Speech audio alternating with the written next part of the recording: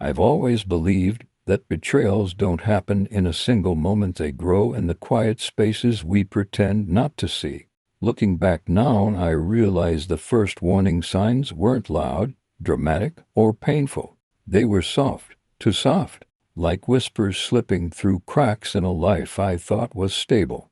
But when you ignore enough whispers, eventually they become a screamed up "My name is Daniel," and until a few months ago, I thought I understood who I was. A man with a routine, a relationship that looked solid enough from the outside, a future planned, if not completely certain. I thought loyalty was something that existed naturally, that once earned, it stayed. But that was naive. I know that now. The beginning of the unraveling started one ordinary Wednesday morning, the kind of morning where nothing seems wrong, and that's exactly why it sticks with you later. Elena, my girlfriend of almost 3 years, was sitting by the window, drinking coffee. Sunlight made her hair look like honey, and she smiled when she noticed me. Or rather, she smiled in my direction. It wasn't quite aimed at me. Her eyes stayed distant, as if her mind was elsewhere. I remember asking, "You okay?" She answered too quickly, "Yeah, just tired." I should have asked more, but I didn't, because I trusted her, because I didn't want to be the kind of boyfriend who questioned every small change. Because love makes you blind in the most convenient ways. That morning she left early. She said she had extra work. I believed her. I even felt guilty for not waking up sooner to make her breakfast. That's the kind of person I was back then, trying to fix problems that didn't exist, trying to prevent cracks that were already forming beneath my feet. Later that day, when I came home from work, I noticed something strange. Her perfume was still strong in the hallway, too strong, as if she had rushed out after spraying it more than usual. I didn't give it much thought. I should have, but again I chose not to. The first real shift happened that night. She came home late, almost midnight, and when she walked in, her smile was too bright, forced, like she'd practiced it in the car. Her eyes didn't meet mine when she hugged me. Something in her posture felt apologetic. That's the only way I can describe it. Apologetic and guilty. I tried to brush it off. "How was work?" I asked. She hesitated. Just for a second. A single heartbeat. But I noticed. "Long," she finally answered. "A lot to catch up on." We ate dinner together, but she barely touched her food. Her phone buzzed twice, and she'd put it face down on the table, refusing to look at it. Elena was never the type to hide her screen. She usually left her phone anywhere on the couch, on the counter, face up, unlocked. That night, though, she guarded it like a diary filled with secrets. I told myself not to assume anything. I told myself maybe she was stressed. Maybe she was overwhelmed. Maybe the problem was with me and not her. Maybe I wasn't supportive enough. Maybe I was imagining everything. You'd be surprised how quickly the mind turns against itself when the heart doesn't want to accept the truth. Over the next week, the distance between us grew like a slow, painful fog. She laughed less. She checked her phone more. She stopped reaching for my hand when we walked. And every night when she thought I was asleep, she sighed in that quiet, exhausted way that people do when they've made a decision but haven't said it out loud yet. I noticed everything. Every detail, every change. I felt like I was living next to her, not with her.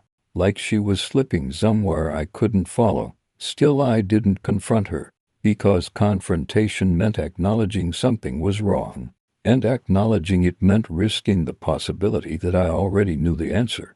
Then came the moment I couldn't ignore. It was a Sunday afternoon, and Elena was in the shower. Her phone lit up on the nightstand, and even though I wasn't trying to look, the message preview appeared at the top of the screen. My chest tightened as soon as I saw it. "Had a great time yesterday. Can't stop thinking about you." The sender's name wasn't saved. A number, unknown, but the implication was unmistakable. Time froze. My breathing felt shallow. The room suddenly felt colder. I didn't touch the phone. I didn't open the message. I didn't need to. The words were enough, more than enough. The kind of sentence that pierces without sound, that redefines everything you thought you understood about your life. I remember sitting on the edge of the bed, staring at the wall, trying to make sense of the weight collapsing inside my chest. Shock wasn't even the right word, it was disbelief mixed with a horrifying clarity. A clarity I'd been avoiding for weeks. When Elena came out of the shower, wrapped in a towel, humming quietly to herself, she didn't see me at first. She didn't see the look on my face. She didn't see the storm she had just created, but she saw her phone. And when she grabbed it, the way her hands shook told me everything. Everything. I didn't say a word. Not yet. Because betrayal has its own gravity, and I needed a moment to breathe in the new world I'd just been thrown into. That was the moment my old life ended. When people talk about heartbreak, they usually describe the loud moments, the shouting, the accusations, the dramatic confessions. But the truth is, the most painful moments are quiet, almost gentle, like the world is holding its breath, waiting for you to break on your own. After I saw that message, I couldn't look at Elena the same way. She walked around the room acting normal, humming softly as if nothing had happened, while I sat there feeling like gravity had doubled. My heart beat too slowly, too heavily.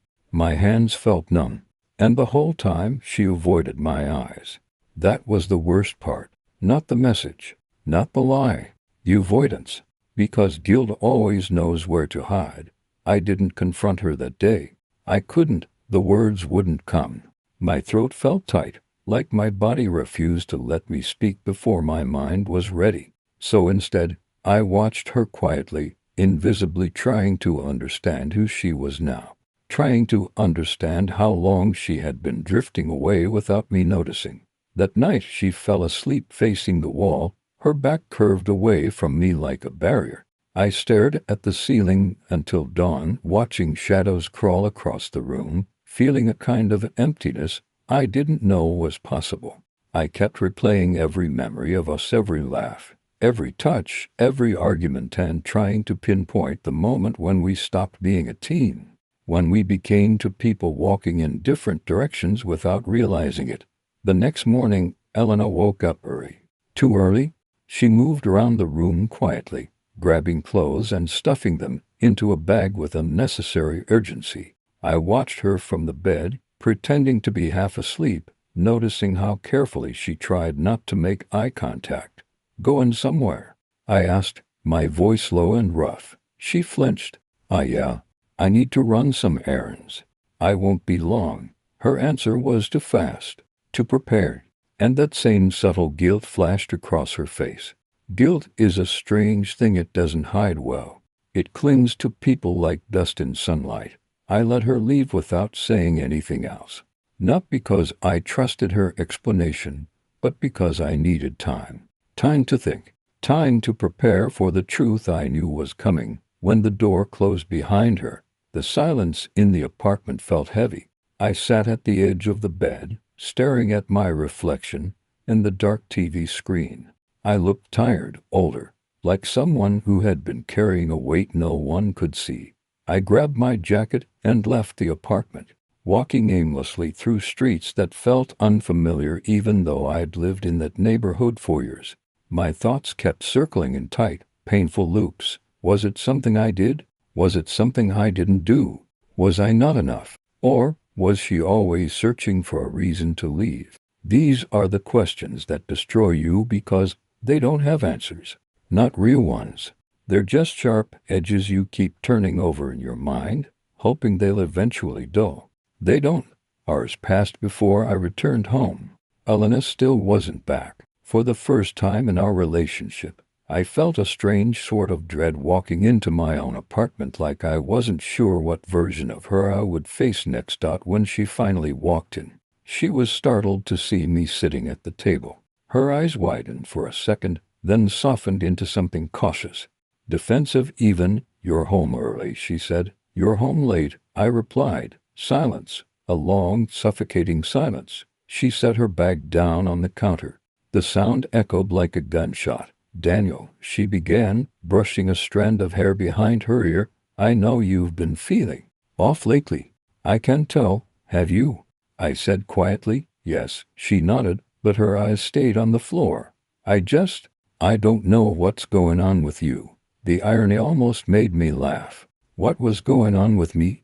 Elena, I said, leaning forward slightly. Is there something you want to tell me? She froze, completely, like her body understood the question before her mind did. Her lips parted, but no words came out. Her fingers tightened around the strap of her bag. Then she looked up, and for a moment, I saw the truth in her eyes. Raw, terrified truth. But instead of admitting anything, she said, "No, nothing." "Why? What are you talking about?" Her lie was too soft, too fragile, like a thin sheet of ice pretending to support weight it couldn't hold. I could have confronted her then. I could have told her about the message, the signs, the distance. But something inside me hesitated. Something in me wanted to give her one last chance to be honest. So I said nothing. Instead, I watched her move through the apartment with forced normalcy. The way she cooked dinner with her back turned toward me. The way her voice sounded too light, too careful. The way she touched me less and less, as if her hands were already promised to someone else. That night, I lay awake again, staring at the ceiling, listening to her breathing beside me. I wondered if she was awake too, wondering what I knew, wondering how much longer she could keep pretending. By the third sleepless night, something in me shifted. Not anger, not yet, just clarity. I realized that trust doesn't disappear all at once. It unravels thread by thread, until suddenly you're left holding a handful of tangled strings, unsure how they ever formed something whole. I needed answers. I deserved answers. And whether Elena wanted to give them to me or not, the truth was coming. I could feel it, like a storm building somewhere just out of sight. I didn't sleep the night after the second incident. Every time I closed my eyes, I felt the hum again, like a low-frequency vibration crawling up my spine and settling behind my eyes. It wasn't painful. It was worse. It felt familiar. By morning, I could no longer tell whether my thoughts were my own or echoes of something waiting behind them. I kept hearing fragments of sentences that didn't belong to me, too fast, too layered, like multiple versions of the same words spoken at slightly different times. A chorus chasing my consciousness. I tried ignoring it. Didn't work. I tried talking back. Worst idea of my life. When I stepped outside, the world was unnaturally quiet. Not peaceful quiet, like the air had been wrapped in foam. People moved normally, cars passed, dogs barked, but everything sounded muffled, as if I were listening from underwater. The hum grew sharper, focused. And the glass door of the corner shop reflected something that wasn't me. I froze. My body in the reflection stood completely still, perfectly upright, while I was mid-step. My reflection blinked slower. It was delayed. And then it smiled. Not a big smile, just a tiny, knowing raise of the corner of its mouth. I staggered back so fast I hit my shoulder on a metal signpost. Then the reflection finally moved, catching up to me a second too late, like reality was buffering. "Not real," I whispered. "Just stress." The reflection tilted its head. Not the same way I did. My breath caught in my throat. I forced myself inside the shop and didn't dare look at any reflective surface again. At home, things got worse. A message waited for me on my computer. A blank text file sitting in the middle of my desktop. "It's Nan, listen, I swear on everything I didn't create it." My hands trembled as I opened it. Inside was a single sentence. "You are not alone in your mind." I closed the laptop so fast the lid snapped. I backed away like it was about to explode. Who wrote that? How did it appear? Why did it feel true? My pulse hammered in my ears. The hum crawled higher in my skull. I forced myself to breathe, but my thoughts were colliding with each other like they were in a traffic jam. That's when the voice appeared, not out loud, inside. Calm, smooth, to calm. "Fear is a sign of resistance." I stumbled back, hitting the table. "No, no, no, you're not real. Real is what you accept." Its tone wasn't threatening. It sounded like it was stating a basic fact. I grabbed my phone, ready to call someone, anyone. But all my apps began flickering, glitching. The icons jittered like they were vibrating out of position. Then everything froze. I pressed the power button. Nothing. The voice returned. Communication with others will compromise the transition. My chest tightened. What transition?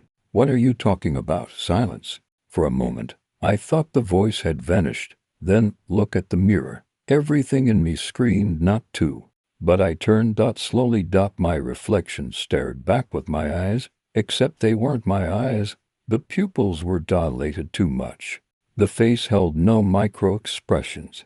The posture was rigid, perfectly centered. And then it moved its lips and spoke. But I didn't move mine. You are changing. I stumbled backward, knocking over a chair. My reflection remained upright. What do you want from me? I shouted. It blinked late, again. Then tilted its head like it was studying an interesting specimen. Not want, need. The voice in my head overlapped with the reflections. Lips, until they were perfectly synchronized. My muscles tensed involuntarily, and I felt a pull, not physical, but internal, like something was drawing my consciousness toward the mirror. I forced myself to look away, breaking the connection. Immediately the hum dropped, fading like someone turned down the volume. My head throbbed. I ran out the door, down the stairs, into the street. I didn't know where I was going, only that I had to get away from any surface that could watch me back. For a while, the world seemed normal again. Cars, people, city noise. Then I noticed something terrifying. People I passed stared at me with the same delayed blinking.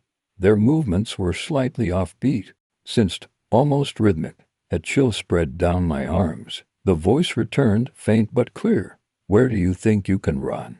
I broke into a sprint. The sidewalk warped beneath me for a moment like a digital glitch in real life. But I didn't stop. I didn't look back, because I knew if I did, I would see them, all of them, blinking to slow, moving to synchronized. Watching me with eyes that weren't entirely human anymore. And worse, eyes that recognized something in me. Something they were waiting for. By the time I reached the abandoned industrial area near the river, I could barely breathe. My throat was dry and my mind felt like it was vibrating. But here, away from people, away from reflections, the hum weakened. The voice faded. I finally collapsed behind an old rusted container, gripping the cold metal with shaking hands. For 10 minutes, nothing happened. No voice, no reflections, no slow blinking strangers. Just me. Just silence. Then I heard footsteps. Slow, measured, getting closer. I held my breath. A shadow stretched along the ground toward me, too long, too thin to be natural. And then a familiar voice, but spoken aloud this time. Running only delays the inevitable. I turned. My own face stared back at me. Not from a mirror, not from a reflection. It stood several meters away. Smiling. Alive. Real.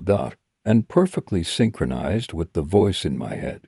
I didn't scream. I should have. Most people would have. But when you see your own face standing in front of you, breathing, watching, waiting, you don't scream. You shut down. My double tilted its head with the same unsettling precision I'd seen in every distorted reflection. But this wasn't a reflection. It cast a shadow. It inhaled. Its clothes shifted slightly in the wind. Real, physical, impossible. My muscles refused to move. My mouth was dry sand. How? Was all I could force out. It smiled, not wide, not dramatic, but with a quiet confidence, like it already knew every thought I was about to have. You shaped me, it said. Its voice. God, it was my voice, but stripped of emotion. No fear, no anxiety, just clarity.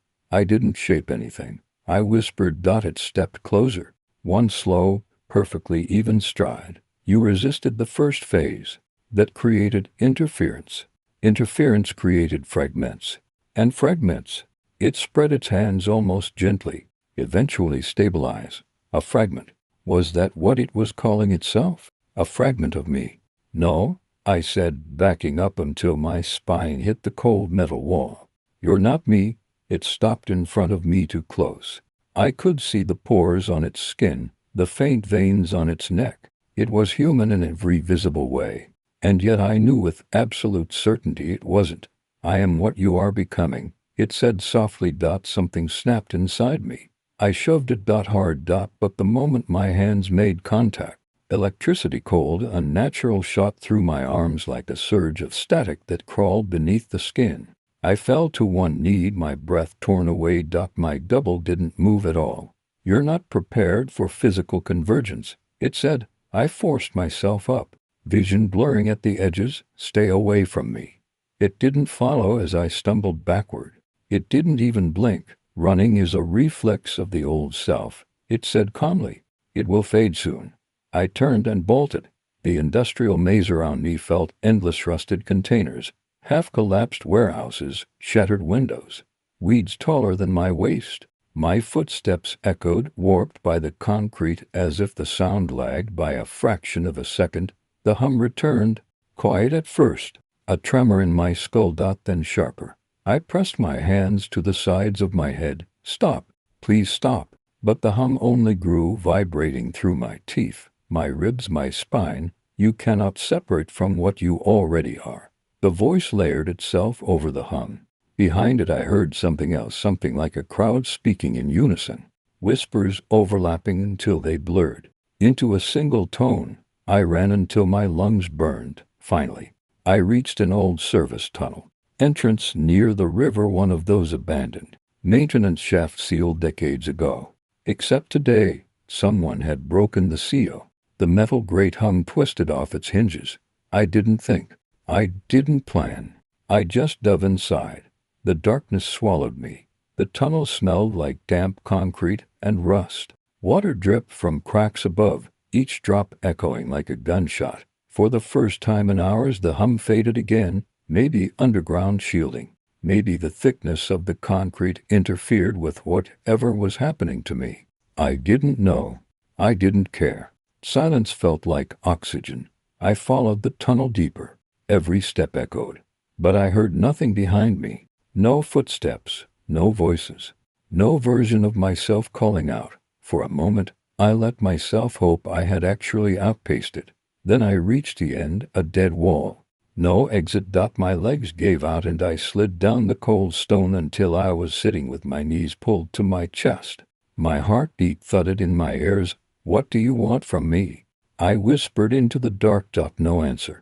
The silence was thick enough to choke on. Then a faint crackling sound, like static. My phone screen lit up in my pocket. I'd forgotten it was still with me. It powered on by itself. The display glitched. Lines streaked across the screen like digital scratches. And then a message appeared. Not a call, not a notification, just a black screen with white text. The transition cannot continue without your consent. My breath froze. Consent? What kind of twisted process needed my consent after chasing me, copying me, talking inside my head? I typed with trembling thumbs. I do not consent. The message vanished immediately. New text appeared. Negative consent registered. For a moment, nothing happened. Then the phone vibrated violently and went dark again. The tunnel went silent. I didn't hear the voice. I didn't feel the hum. Just empty, crushing quiet. Until footsteps echoed behind me. Slow, soft, deliberate. I turned. My double stood at the entrance of the tunnel, silhouette illuminated by the faint daylight behind it. Its face was unreadable. You resist, it said, stepping closer. That changes the protocol. My pulse hammered in my throat. What protocol? It crouched down, meeting my eyes. The one designed to keep you alive during integration. That word integration stabbed cold fear straight into my spine. Why me? I asked, voice cracking. Why any of this? It watched me for a long moment before answering. You are not the only one. But you are the first to reject the merge. The first? Oh God!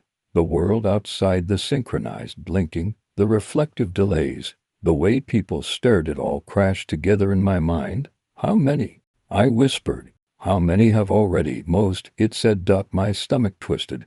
I looked at it, at the perfect imitation of my body, my face, my voice.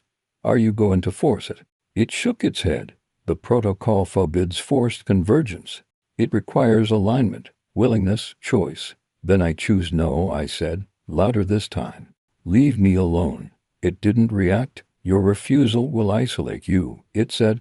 Cut you off from the connected, from the synchronized, from the new structure forming among them. I don't care. You will, it said. Then it stood up and turned toward the entrance of the tunnel, speaking with my voice, but without any trace of humanity in it. The final stage approaches. When it does, refusal will not protect you. It will only separate you. It paused, head slightly tilted as if listening to something I couldn't hear. Prepare yourself. And then it left, just walked out into the light and vanished, leaving me alone in the darkness of the tunnel, trying to breathe against the crushing weight of what I had just learned. There were others, almost everyone, and I was the only one still fighting. When the chaos finally faded, the heroes slowly climbed the halo overlooking the entire path they had taken. There were no more threats waiting ahead, only a quiet road leading back home.